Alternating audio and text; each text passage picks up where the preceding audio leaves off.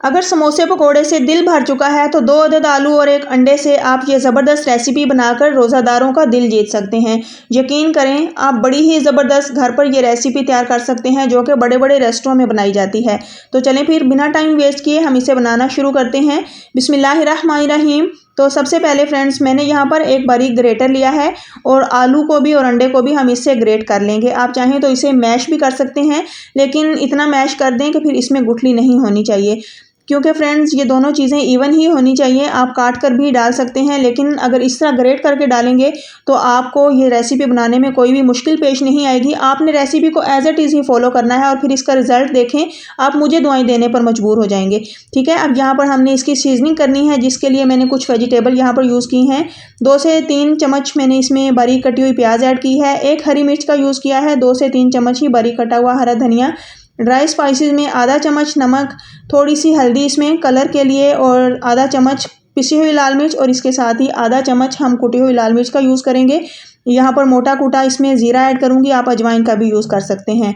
और इसके साथ ही हम इसमें हरा धनिया ऐड करेंगे, मोटा कूटा हुआ। ठीक है, आप कोई भी रेसिपी जो कि आजकल फ्राइंग आइटम होती हैं उनमें ज़ीरा या फिर अजवाइन का इस्तेमाल लाजमी करें, जिससे ये रेसिपी ज़ूद हज़म हो जाती है और बाद में आपको तकलीफ़ नहीं देती। अब इन तमाम चीज़ों की हमने अच्छे से मिक्सिंग कर ली है। आलू और अंडे का ये मिक्स रेडी हो चुका है, इसको हम रखते हैं साइड पर और चलते हैं नेक्स्ट स्टेप की तरफ। अब यहाँ पर फ्रेंड्स मैंने मोटी वाली मिर्चें ली हैं जो कि बड़ी होती हैं, लेकिन ये कड़वी नहीं होती, लेकिन टेस्ट में ये काफ़ी लाजवाब होती हैं और इनके अंदर काफ़ी मिकदार में विटामिन सी पाया जाता है। तो इसीलिए इस रेसिपी को आपने मस्ट ट्राई करना है। अब यहाँ पर एक बड़ा कट हम लगाएंगे इसको तैयार करने के लिए, और इसको एक नाइफ़ की मदद से अंदर से खुरच कर इसके तमाम बीज निकाल देंगे। आपको जिस तरह आसानी हो आप इस तरह निकाल सकते हैं। ठीक है, मैंने पहले बीजों को खुरच लिया है। अब मैं ऊपर से इसको हल्का सा प्रेस करूँगी तो ये तमाम बीज इसमें से निकल जाएंगे, और यहाँ पर ज़बरदस्त से तरीके से हमने ये मिर्च रेडी कर ली है। अब इसी तरह मैं आपको एक और मिर्च भी तैयार करके दिखाती हूँ। बस यहाँ पर आपने एक बड़ा इसमें कट लगाना है। नाइफ़ की मदद से इसको हल्का हल्का खुरच लें, बहुत ज़्यादा ज़ोर से नहीं खुरचना कि इसके दूसरी तरफ भी कट लग जाए। तो ठीक है, इस तरह हम सारी मिर्चों को रेडी कर लेंगे। तो अब यहाँ पर हमने जो नेक्स्ट काम करना है वो ये है कि इस मिक्स से हमने इन मिर्चों की फिलिंग करनी है। तो दोस्तों, आप ये रेसिपी पहले भी बनाते रहते होंगे, लेकिन इसकी फिलिंग मैंने थोड़ी सी डिफरेंट स्टाइल में तैयार की है। एकदम प्रोटीन से भरपूर और बड़ी ही ज़बरदस्त, टेस्ट के हिसाब से भी और ग़िज़ाइयत के हिसाब से भी। ठीक है, आपने इस रेसिपी को लाजमी ट्राई करना है। ऐसी रेसिपी है कि आप इसे बार बार बनाने पर मजबूर हो जाएंगे। तो इसकी फिलिंग के लिए इसमें 2 बड़े चम्मच हमने फिलिंग ऐड की है और अच्छे से इसको प्रेस करते हुए इसमें इवन कर दिया है और इसको सील कर लिया है। ठीक है, ये सील अच्छे से होने चाहिए, वरना फिर अगर इसमें से ये फिलिंग निकल गई तो फ्राइंग में फिर आपको मसला हो सकता है। अब यहाँ पर हमने बेसन का घोल रेडी करना है। उसके लिए 1 कप बेसन लेकर हम इसको अच्छे से छान लेंगे और इसकी गुठलियाँ ख़त्म कर देंगे।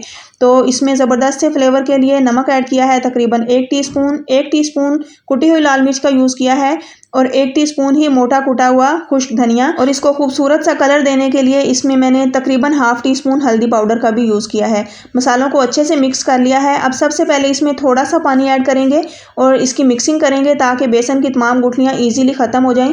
फिर हम इसमें मज़ीद पानी ऐड करके इसका ज़बरदस्त सा घोल रेडी कर लेंगे। अच्छा, यहाँ पर मैं आपको चेक करवाती हूँ कि आपने इसकी कंसिस्टेंसी कितनी रखनी है। बस इस तरह जब आप किसी भी चम्मच को इसके अंदर डिप करके इसकी सेपरेशन करेंगे बैक साइड से, तो इस तरह ये इसकी सेपरेशन हो जानी चाहिए। अब यहाँ पर जैसे ही आपने फ्राइंग का काम करना है, इस मिर्ची को आपने फ्राई करना हो तो आप इसमें तकरीबन 1 से 2 चुटकी मीठा सोडा ऐड करें और अच्छे से इसको मिक्स कर लें, जिससे रिज़ल्ट बहुत ज़्यादा ज़बरदस्त आएगा। तो फ्रेंड्स, एक चीज़ का आपने ख़ास ख्याल रखना है कि यहाँ पर सबसे पहले मिर्ची को इस बैटर के अंदर लोट-पोट करना है और फिर इसके बाद आपने इसका एक्स्ट्रा बैटर यहीं पर ही झटक देना है और फिर इसको ऑयल में शिफ्ट करना है। यहाँ पर oil medium to low flame पर गर्म होना चाहिए। अगर आप बहुत ज़्यादा इसको गर्म कर देंगे तो ये फ़ौरन ही कलर पकड़ लेगा, तो इस तरह नहीं करना, बल्कि आपने मीडियम सी फ्लेम पर इसको पहले गर्म करना है ताकि जैसे ही ऑयल में ये मिर्ची जाए तो इसके ऊपर कोटिंग सेट हो जानी चाहिए। अच्छा, यहाँ पर एक बात मज़ीद मैं आपसे करना चाहती हूँ कि अगर आप इसकी बहुत ज़्यादा मोटी वाली कोटिंग चाहते हैं तो फिर आप जो बेसन वाला बैटर है इसको मज़ीद हार्ड कर लें। ठीक है, लेकिन मुझे इसकी पतली लेयर पसंद है, तो इसीलिए मैंने एक ज़बरदस्त सी कंसिस्टेंसी में ये बैटर रेडी किया था और फिर इसके अंदर इन मिर्चों को लोट-पोट करके ऑयल के अंदर फ्राई कर लिया है। तो यहाँ पर ये देखें, चेक करें आप कितनी ज़बरदस्त इसकी कोटिंग हुई है। मैं आपको यहाँ पर चेक भी करके दिखाऊंगी। तो बारी-बारी हम इन तमाम मिर्चों को निकाल लेंगे जो कि हमने बड़े ही ज़बरदस्त तरीके से रेडी की हैं। अंदर तक ये कुक हुई हुई हैं क्योंकि फ्रेंड्स हमने इसको मीडियम सी फ्लेम पर फ्राई किया है और इसका ज़बरदस्त सा कलर आने तक इसको पका लिया है। तो बेसन भी अच्छे से क्रिस्पी हो चुका है, कुक हो चुका है। तो अब मैं यहाँ पर आपको अंदर से चेक करवाती हूँ कि कितनी ज़बरदस्त इसकी लुक आई है। बड़ी ही अमेजिंग सी हमारी ये मिर्ची की रेसिपी रेडी हुई है। तो आपने एक बार इस रेसिपी को लाजमी से ट्राई करना है और अपना फीडबैक मुझे देना मत भूलिएगा।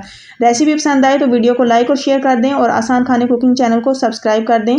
और रमज़ानुल मुबारक में मुझे अपनी दुआओं में याद रखिए। अल्लाह हाफिज़।